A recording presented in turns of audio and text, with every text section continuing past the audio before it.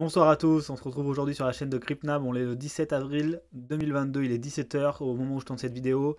J'espère que vous allez bien, que vous passez un bon week-end de Pâques. Ici c'est le Covid, ça fait toujours plaisir. D'ailleurs pour supporter le Covid et ma chaîne, moi je vous conseille de me mettre un petit like, ça me fera plaisir. Allez sur les réseaux, style Twitter, me faire un petit like, un petit RT, ça fera plaisir aussi pour la vue du contenu, etc.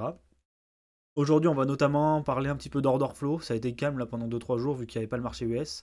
Ça va revenir demain. On va regarder un petit peu point de vue order flow, à quoi s'attendre, quelle est la logique derrière ce qui est en train de se passer, etc. Donc, on va faire un petit point là-dessus. On va y passer un peu plus de temps que d'habitude. Et on regardera rapidement, très rapidement, FTT qui fait une jolie petite bougie aujourd'hui. Donc, voir ce qu'on peut en tirer comme analyse, etc. quoi. Pour commencer, du coup, BTC, on est toujours sur, on va dire, un espèce de dump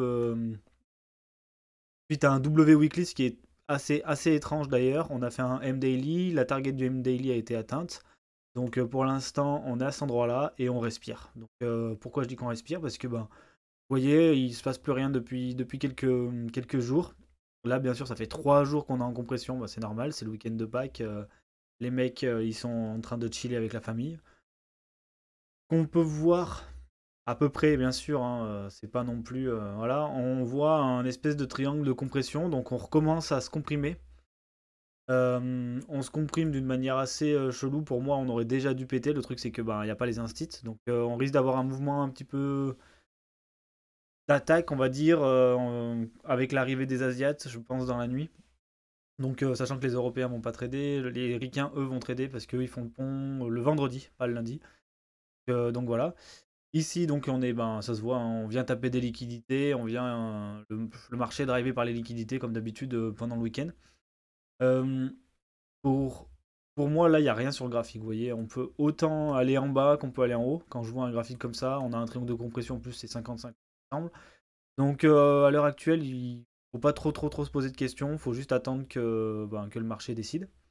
Et pour ça, justement, on peut utiliser l'order flow. Donc l'order flow c'est quoi? Bah, c'est juste regarder un petit peu ce qui se passe, qui ouvre des positions, dans quel sens il les ouvre, ce genre d'analyse.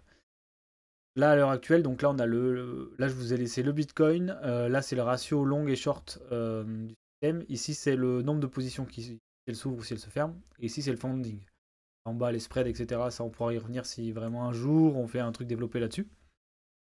Donc là ce qu'on peut voir c'est que sur la compression qu'on est en train de voir, à laquelle on assiste, on a eu plusieurs phases. On a eu cette phase un peu rigolote là, où des mecs se sont mis à shorter, puis bon, ils se sont fait éclater. Du coup, ils se sont dit on va long, puis ils se sont fait éclater. Et donc, du coup, il se passe plus rien. Voilà, c'est comme d'habitude. Comme on est drivé par la liquidité, bon ben là, il se passe plus rien. Donc, niveau Bitcoin, eh ben, y a pas grand chose à dire en termes d'order flow. On fait des retours dans le funding négatif, ce qui est pas trop mal. Mais ce qui va nous intéresser, nous surtout, c'est, je vais vous le passer en daily, juste pour vous faire un recul. J'ai fait un tweet aujourd'hui là-dessus, et que pour que vous le compreniez bien, c'était hyper français. Pour que vous compreniez bien mon tweet.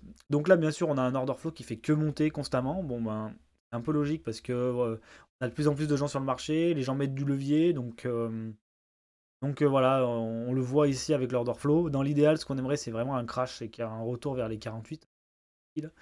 Mais je suis pas sûr qu'on le revoie un jour avec ben, le plus en plus de gens qui vont arriver sur le marché. Il faudra déceler les nouveaux bottoms potentiels au niveau de l'open interest.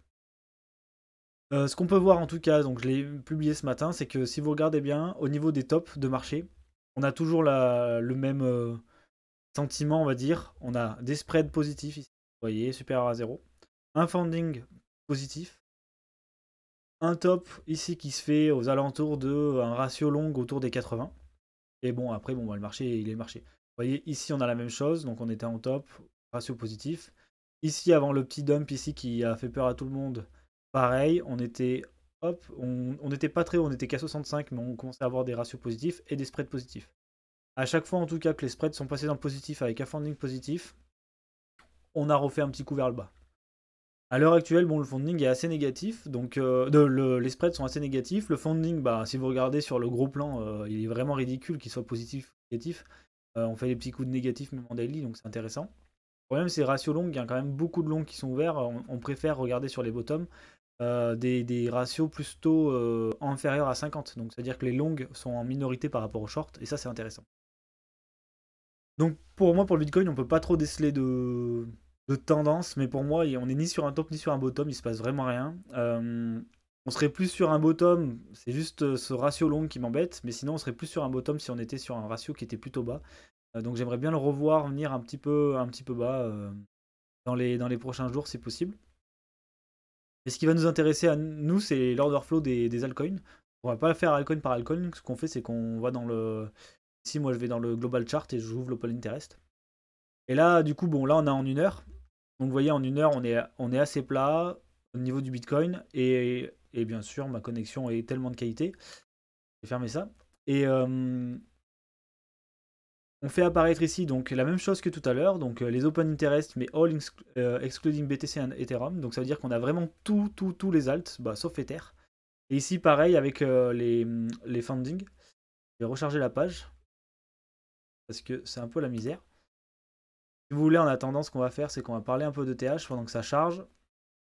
ETH, lui, il est un peu plus chaud patate que le Bitcoin.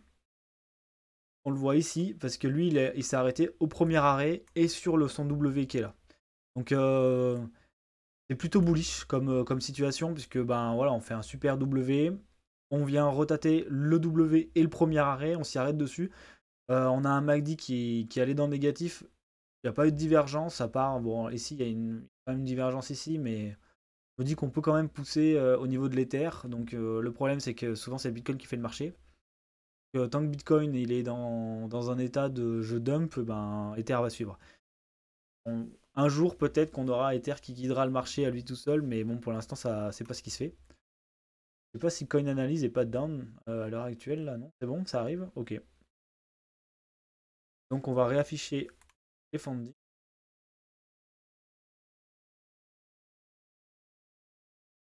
Donc en 1 heure, voilà ce qu'on voit. En 1 heure, c'est pas beau du tout. C'est-à-dire que depuis que Bitcoin est plat, ce qu'on voit, c'est que l'open interest, alors là c'est l'open interest global, hein. Les aléas du direct, l'open interest sur les alts, et vous voyez, bah, en plus, vous voyez, ça a bien accentué. Et sur le funding, il monte, donc on a un open interest qui monte, c'est-à-dire qu'il y a de plus en plus de positions qui s'ouvrent, et le funding a tendance à remonter dans le positif tout le temps. Ça veut dire qu'on a quand même une notion de levier assez agressif sur les alts. C'est pas le plus agressif qu'on ait vu, je vous l'accorde, mais par contre, il y a du levier agressif. C'est-à-dire que quand on pose des bottoms, en général, sur les alts, on est dans le funding négatif tout le temps. On fait pas de retour dans le positif parce que ben, la plupart des gens sont short et du coup, on a un funding qui est négatif. Donc ça annonce quand même que même si Bitcoin, lui, bah, il n'a pas vraiment de tendance, etc., ça m'étonnerait pas qu'on rattaque les bottoms juste pour punir encore une fois les personnes sur les alts. Voilà, ça c'est mon scénario de la semaine. C'est le même scénario que j'ai eu la semaine dernière. Donc une rattaque baissière pour punir les altcoins. Tant que les gens continueront à mettre des leviers sur les alts, on continuera à faire ce genre d'exercice à mon avis. Le but c'est que le train monte sans que personne ne soit dedans. Donc en général on attend qu'il n'y ait plus de levier sur les alts en longue pour pouvoir faire des pumps, notamment au niveau Bitcoin et du coup. Pour revenir du coup sur Ether, comme je le disais, bah, un retour premier arrêt, très intéressant. Je pense que lui, voilà, lui il serait chaud de pump. La question c'est comme je vous le dis, Bitcoin, pas sûr qu'il en ait envie. C'est beaucoup plus simple de faire crasher un petit Bitcoin pour punir tous les alts que de faire crasher les alts une par une. Et le petit cadeau du jour, c'est FTT. Donc FTT, qui est le token de FTX, tout simplement. On n'est pas sur une localisation long terme très intéressante. Les gars qui ont attendu le retour là sur le W ici, bah, ils ont été cadeaux, hein. Ça a été fil, vous voyez, un peu comme ça a fait effet de rebond. Il devait y avoir un paquet de gros qui attendaient un retest des 31 $ à peu près. Et c'est ce qui s'est passé. Donc ça aurait été un bon point d'entrée pour ceux qui n'étaient pas dans FTT. Maintenant, pour moi, pour du long terme, bah, on n'est plus en zone. Si vous regardez la zone de rechargement long terme, elle est ici. Donc on n'est plus dedans. Donc il n'y a pas vraiment d'intérêt pour moi en termes de long terme. Par contre, à court terme, bah, on voit qu'il est chaud bouillant. Donc je ne sais pas s'il y a eu des news aujourd'hui. Après, le point intéressant sur FTT, c'est qu'on a une grosse phase de latéralisation. Donc on peut dire qu'on est dans une espèce de range, hein. Vous voyez ici, on est en. Voilà, on n'a pas vraiment de décision. Ici, on peut potentiellement retourner taper les nouveaux hauts et redescendre en bas. On peut regarder par exemple les volumes profile. C'est intéressant dans un cas de range comme ça. Voir ce qui se passe. Vous voyez que bah, comme d'habitude, c'est le milieu du range qui est très demandé. Ici, on attaque le haut du range. En tout cas, si on vient là-haut et qu'on redescend, on risque de retourner là. Donc là, pour l'instant, c'est du yo-yo. Si vous voulez voir une confirmation sur FTT, ah, il y a un point que j'avais pas vu, c'est ce. Bon, on a potentiellement un W weekly avec retest et ça repart.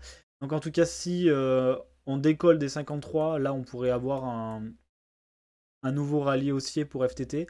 Euh, En général, les tokens d'exchange ils fonctionnent ensemble, donc c'est-à-dire que souvent ils pumpent dans le même sens. Le problème c'est que là, BNB, j'ai pas trop envie de le regarder parce que comme il y a le stockage de Stepn, il y a pas mal de BNB qui a été stacké pendant quelques jours et donc du coup forcément ça fait monter les prix.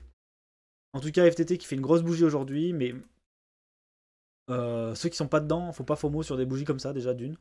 Enfin, je fais pas de conseils en investissement, mais moi par exemple, je rentrerai pas dans un truc comme ça alors qu'on peut très bien revisiter le bas du range. Et en plus, on est en week-end, il n'y a pas les instits, donc ça veut dire que ça c'est pas vraiment guidé par les instits, mais plus par les liquidations. Donc ça veut dire qu'on peut quand même avoir un nouveau dump dès cette nuit. Donc pour faire un bilan de la vidéo d'aujourd'hui, accès order flow. L'order flow nous dit quoi? Que ben potentiellement on pourrait être pas loin d'un bottom sur Bitcoin, comme on l'a été ici, comme on l'a été là. Le seul problème c'est le ratio long. Mais à l'heure actuelle, le seul problème sur Bitcoin, hein, c'est le ratio long. À l'heure actuelle, ce qui nous guide à mon avis, c'est les altcoins. Et sur les altcoins, à chaque fois qu'on a un dump et qu'on stabilise, on a un pump de l'open interest des altcoins avec une augmentation du funding. Donc en général, ça rime avec un nouveau dump du Bitcoin pour pouvoir punir tous ceux qui rentrent en long sur les altcoins. Donc ça va être mon scénario probablement pour le début de semaine. Une petite punition des altcoins. Après, je dis pas qu'on va venir enfoncer à 20 000, etc. Aussi bien juste casser ce petit 39 000 avec un. Et juste faire un dump and pump. Hein, donc venir casser ici, retourner au 38 000. Ça va activer beaucoup de liquidation au niveau des altcoins. Et puis hop, on repart tranquillou. Avec un train qui est potentiellement déchargé. De toute façon, comme d'habitude, on se revoit mardi. Mardi, je vous ferai un point, voir un retour sur la vidéo, ce qui s'est passé. Aussi bien, on va juste se comprimer, il va rien se passer, mais faire un retour sur justement l'order flow, voir ce qui nous a menti ou s'il nous a pas menti. En attendant, je vous souhaite de passer un bon pack, potentiellement en famille ou non. Ça, c'est le désir de chacun. Et bonjour férié demain pour tout le monde, enfin pour tous ceux qui ont droit. Et on se retrouve du coup mardi. Allez, à plus.